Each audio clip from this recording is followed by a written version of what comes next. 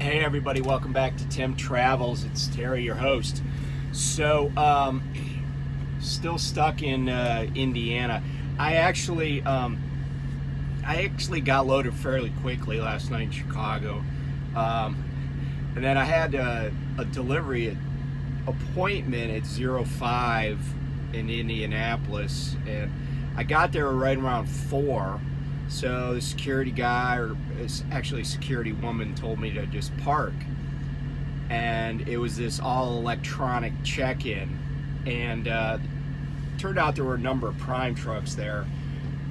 But apparently they think it's the best way to get a hold of a driver once you've made them wait hours and hours is to text them, and because they'll just be sitting there waiting for your text to come in.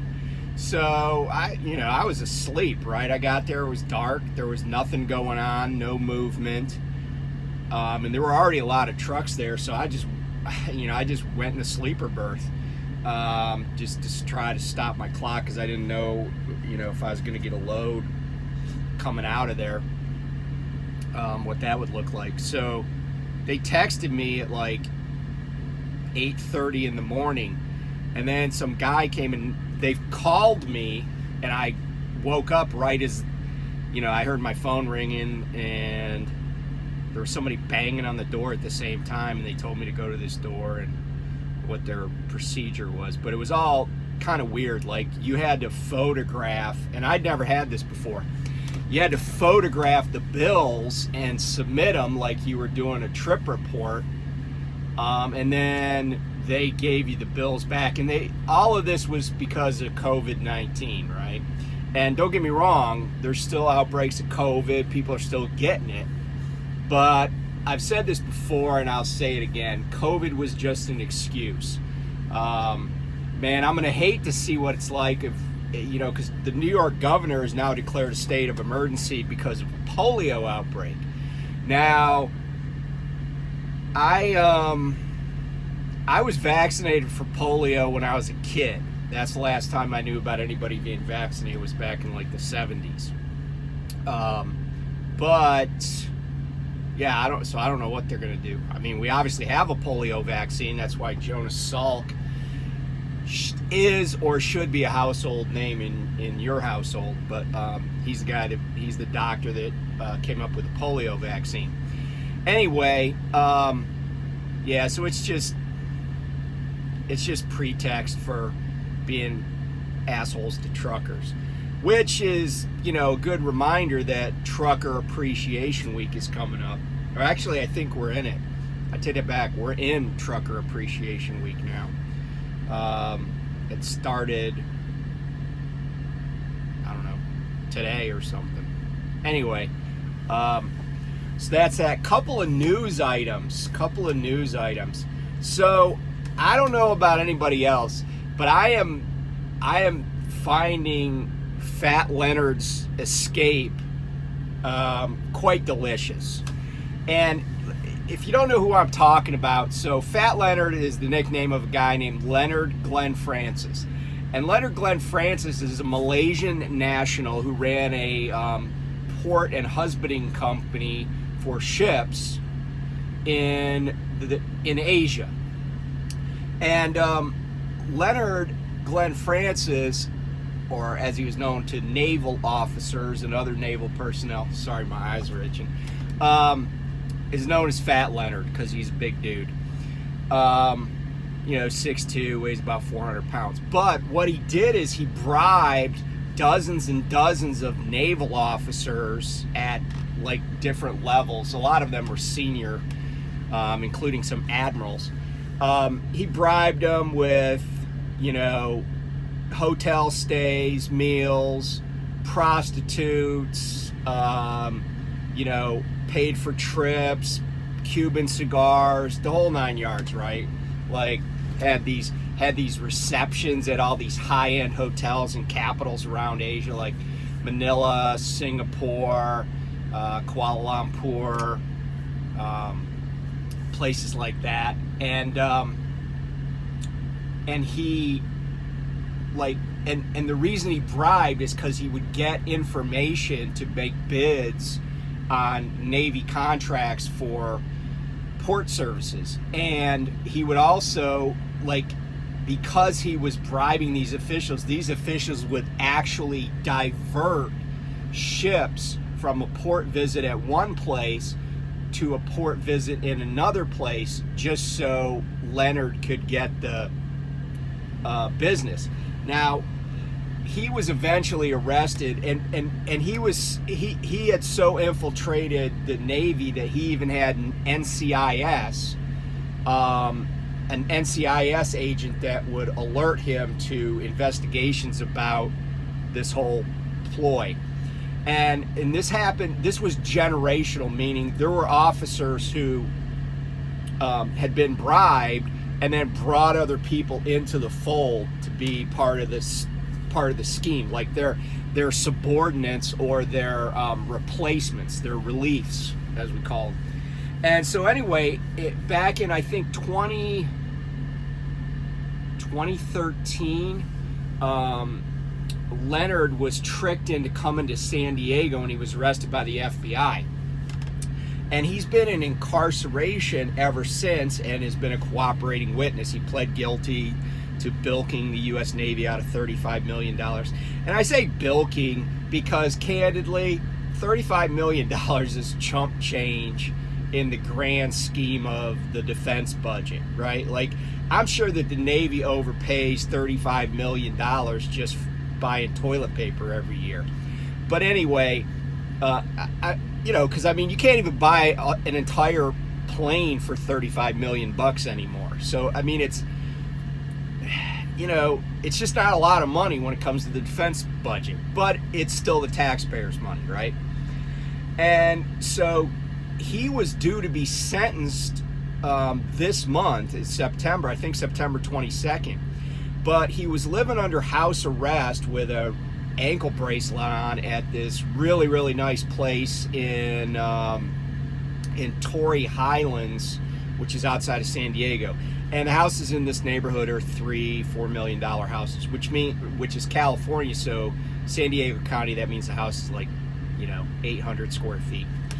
No, actually, the house he was living in, I've seen pictures of it. It was pretty nice. He had his kids living there, his mom.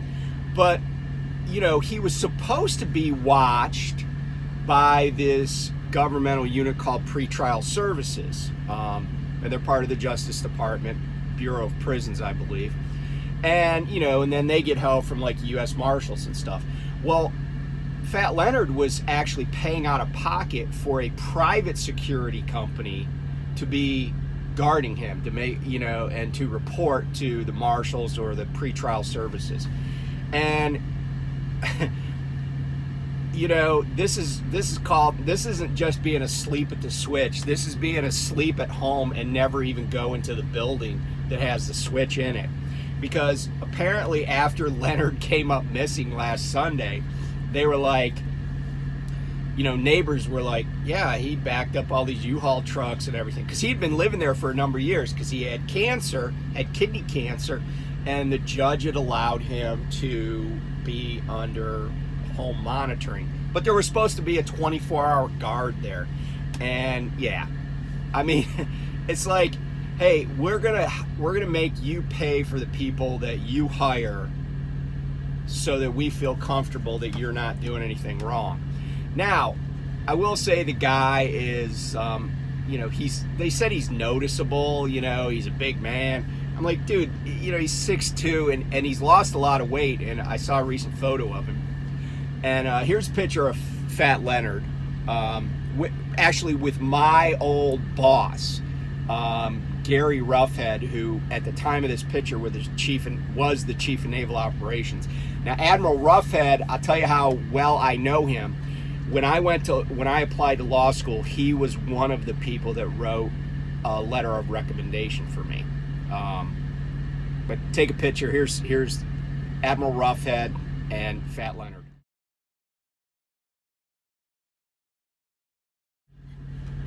So anyway, Fat Leonard booked it on Sunday, and they're like, yeah, he might have gotten to Mexico. I mean, first of all, he was already in if he was going that way, because it's only 40 miles from Mexico. He was already in Mexico by the time they found his cut off ankle bracelet in a cooler underwater, actually, at the house. Like, everything else was cleared out of the house except the bracelet and the cooler that it was in. And, you know, so it was interesting. So I was like, wow, where would Fat Leonard go? Now, mind you, at this point, NCIS has put up 20 grand, and I think the U.S. Marshals have put up another 20 grand. So there's a grand total of $40,000 for information leading to the capture and arrest of Fat Leonard. Now, here's the thing, right? If you know Fat Leonard, right, like, you know where he is. This dude's a millionaire. Like, he's still a millionaire. And he still has tons of connections all over the place, especially in Asia. You know, you'd think you'd be like, hey, look, man, you know, I need a little dough. Can you pay me like $40,001 to not turn you in? You know, I just think that it's a joke that this guy that's a multi-millionaire and has connections, you know, all over Asia, they put a $40,000 bounty on his head. Like, I wouldn't drive across Texas to get a $40,000 bounty on somebody. I mean, it's just not worth the trouble, because then you got to wait, and then you got to decide if the information's good enough and all this other crap, you know. So anyway, I was curious to see where he might go, because a lot of countries have extradition treaties. But some of the countries that I thought were of interest for a guy like him don't have extradition treaties. One of them is China. People's Republic of China does not have an extradition treaty. Russia doesn't. That's why Edward Snowden's still living in Moscow somewhere. Another country that doesn't is the UAE, the United Arab Emirates. That's kind of a playground for rich people in the Middle East. Like, he could go to Dubai, you know, it's not like Malaysia, obviously, and it's certainly not like San Diego, but, you know, this is a guy he's only in his 50s, but he's been, you know, he's had illness and stuff like that. So, I don't know, but I'm kind of on Team Fat Leonard, because actually all of the, you know, putting him in prison, he's already been locked up. I mean, he was in a really nice house for the past few years. But since 2013, he's been in the custody of the U.S. Marshals, or the U.S. government. And they said he was facing a sentence of 25 years. And I'm like, why are we going to lock this guy up for 25 years and pay for it when he's already come clean, and there have been dozens of convictions of U.S. Navy personnel who should have known better and violated their oaths of office? They all have prison records, including one guy that was an admiral. You know, you got captains, commanders, very senior officers. People, by the way, people that would have had pensions that would have paid them like $100 grand a year just on their pension, and could have easily you know, like they were taking bribes of hookers in the Philippines to jeopardize their marriages, their careers, their pensions. I don't know if you've ever been to the Philippines, but look it up.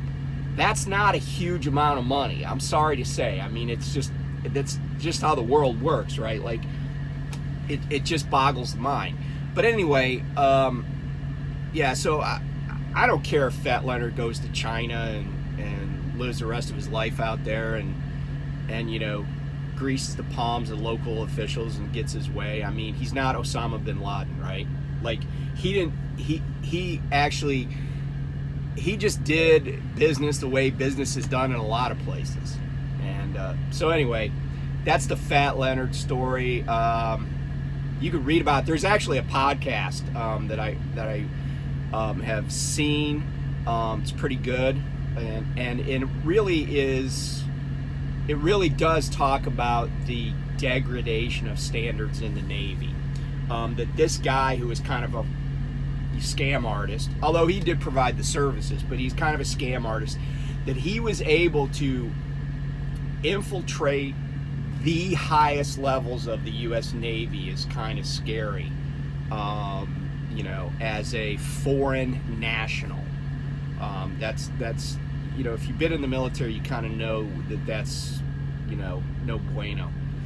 So anyway, so let's talk about that. Oh, that's one of the news items. The other news item that's big, and I'm not going to go into too much depth on it, is we're fast approaching a deadline for about 90,000 rail workers to strike this week. Now, Congress could extend that deadline. Congress could even enforce terms if they want to.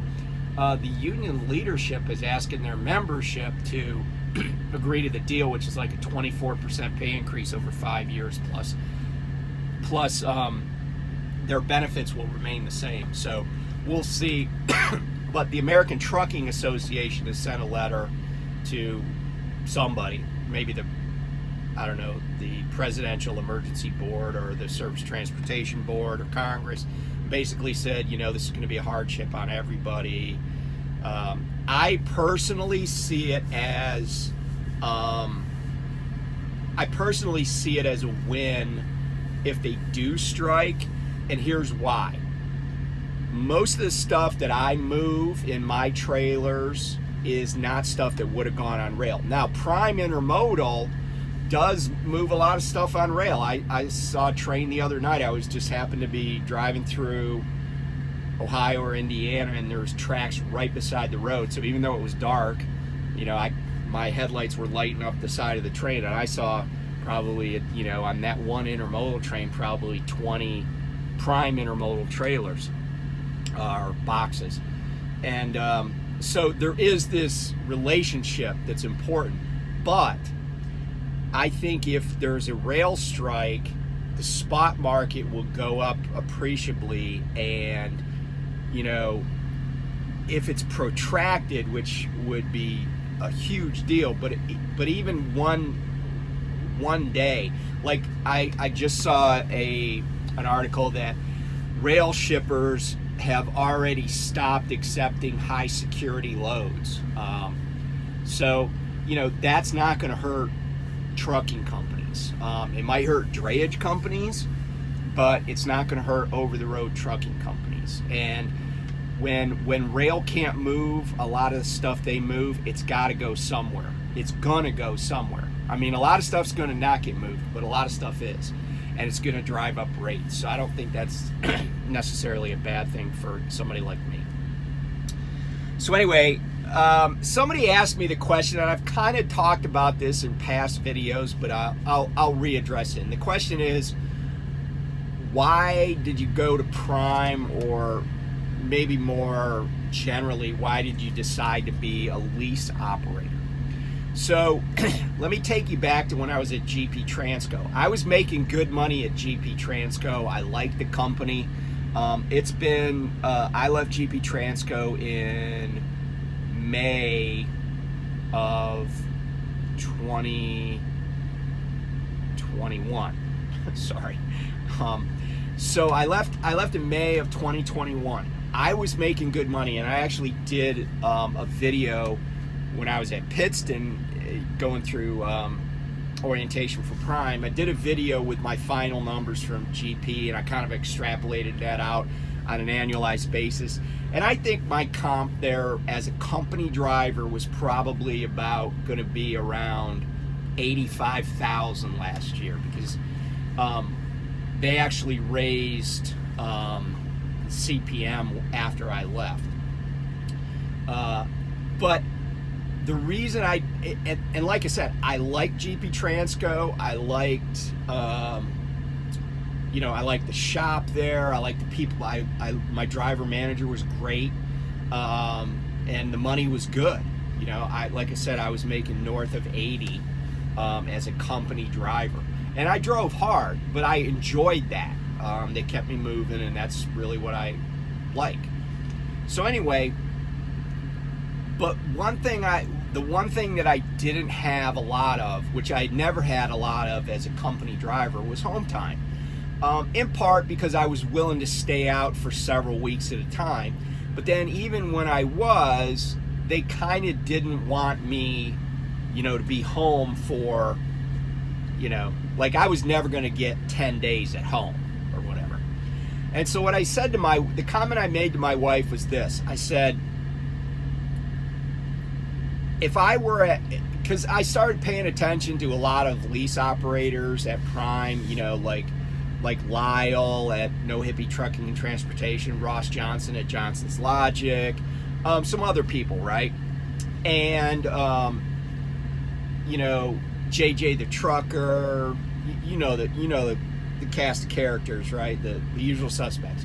So I started paying attention to them, and I reached out to Lyle, and we started talking on the phone and becoming, acquainted with each other and comparing experiences and stuff.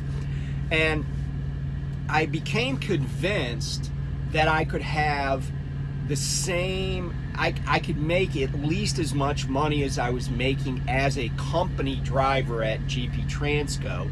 So I didn't want to lose money to go to leasing, but I felt like I could still, be in that $80,000 to $90,000 a year range for income, and have a lot more control over my schedule and be able to take more time off. And that's what I said to people is I wasn't worried about the money, because, and I've said this before, if you're only working for money, you're never ever going to be happy. Okay? I worked at places, I worked at a hedge fund one time. I made freaking huge money. Like my I had a high salary.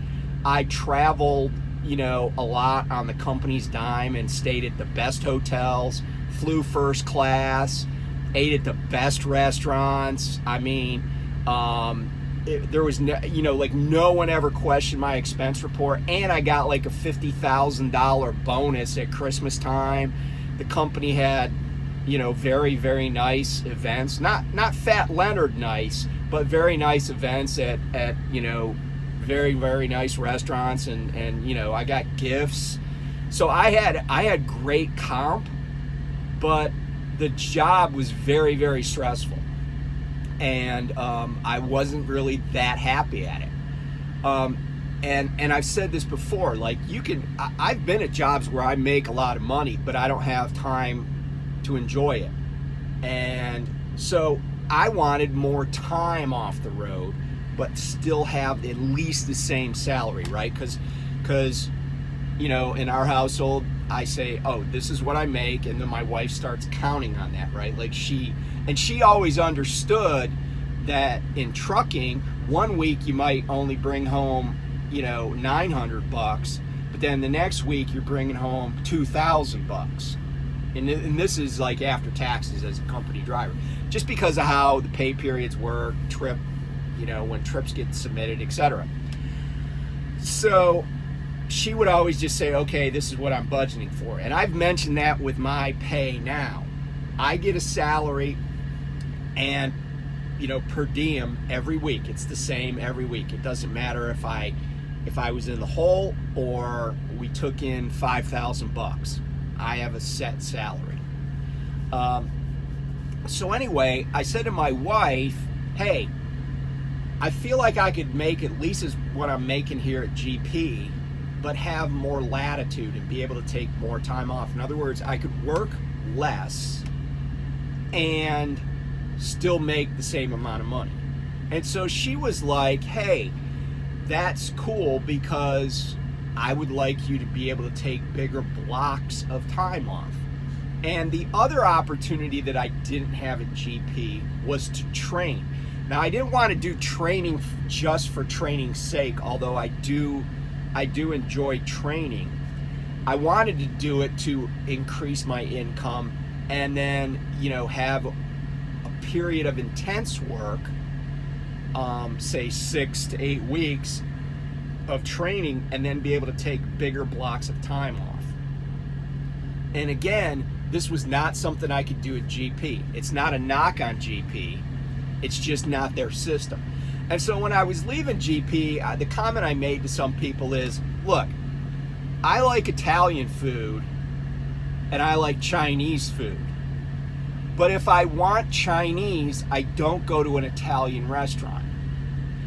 It doesn't mean that there's anything wrong with the Italian restaurant. It just can't meet my needs for Chinese. And that was how it was at GP. Like, GP is not set up like Prime is. It's a smaller company. They're getting bigger, but they just don't have the setup like Prime does with leasing and stuff like that. But what I did was, I didn't really try to convince my wife that Prime was a good idea. I let her do the research herself and come to that conclusion. And then because I said to her, because I would rather have a happy marriage than, a certain job. So I said, hey, because at first she was like, no, we're not doing that. But then, she started looking into it, started seeing how she would be a part of it, because she does all the back office stuff. And then she became convinced that Prime had a system that was going to be beneficial for us. So that was kind of the decision-making process for us. It wasn't something that we went into lightly. I have moved from company to company. I moved from Knight to Schugel to GP Transco, and I was company driver at all three of those, and I moved just for money. Because I knew the lifestyle would be basically the same. So if I can't change the lifestyle, then I want to make more money to do the same, to have the same lifestyle.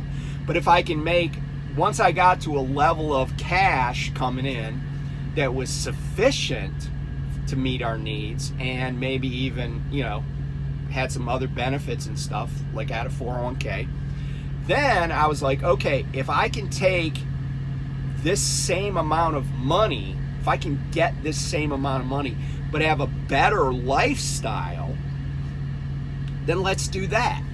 And so that's how I came to Prime. And I know that not everybody's gone through that exercise, because not everybody has, been in the same situation. Like people like Lyle started out Prime. He's a Prime guy, right? So, he doesn't have any experience at other companies. I have experience at other companies, and I use that to make those decisions.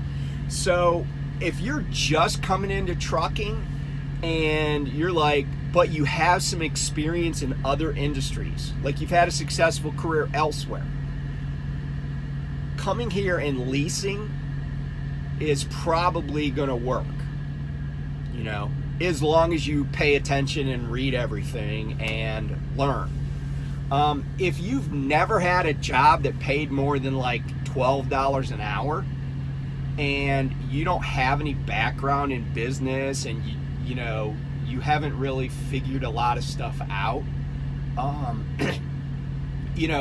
maybe coming to Prime and leasing is not the right answer for you initially. Maybe you should be a company driver for a while, for no other reason than to just make sure this is something you want to do. Because I will tell you that leasing at Prime is not lucrative if you really hate being a truck driver. It's not going to be lucrative. It's going to be more lucrative if you finish your lease, because there's a holdback, right? And so, getting in a lease, and by the way, the leases are 3 years, but the lease is on the truck, not on the person. So if you come to Prime, and I've talked about this with this truck I'm only going to be leasing for about 100 weeks. I say about because the lease was actually exactly 100 weeks. But I'm going to order a new truck to buy. That's the plan right now. But I might have to wait for it, and so I might have to extend this lease a few weeks. That's not a bad thing. But like some folks like that I've had on my truck, they leased, but they're not leasing for 3 years. They leased a truck that had been on lease. And so there are lots of options. But, if you're somebody that's thinking about it, reach out to me. My email's been in a lot of the a lot of the descriptions, but I'll put it in there again on this video. And you know, I'm happy to answer any questions I can, but here's the thing: make sure that you take everything that I say or anybody else at Prime with a grain of salt, because I'm pretty laid back about lots of stuff, and some stuff does bother me, but you have to do this for yourself, right? Don't do it because it's good for me or it's good for, you know, somebody else you see on YouTube, or even good for somebody that you know, right? You know, one of the most important tools you can have as a human being is self-awareness, right? You got to know yourself. And it's taken me a long time to understand myself. I'll admit that, you know, but you got to know what, you know, you got to look at this and say, man, I hate this. Like if you're in TNT and you hate it, and you hate it not because you have to spend time in a little box with somebody like me, but you hate it because you just think it's monotonous as hell sitting behind the wheel, driving across Nebraska all day at 65 miles an hour, then, you know, be honest with yourself. You know, do your year. It's like the military, right? You do your year, you got a CDL, you got something valuable in your career toolbox, and then move on to something else. And then you may say, you know what, I hate everything, but I hate trucking the least. And sometimes that's how you find the best job. It's a job you hate the least. Because at the end of the day, it's still a job, right? Like if this was fun, we would call it Disneyland. We don't, right? It would be Disneyland on wheels. Like I'd have a Mickey Mouse ear hat on or whatever. It's not. Some days it sucks. So you just have to be honest with yourself. And you know, and hopefully, you know, you think through things like I did. And I'm not saying exactly how I did, because again, that's just me. That's me, my wife, my career. But anyway, I hope this is helpful. Thanks for tuning in, and we'll catch you next time.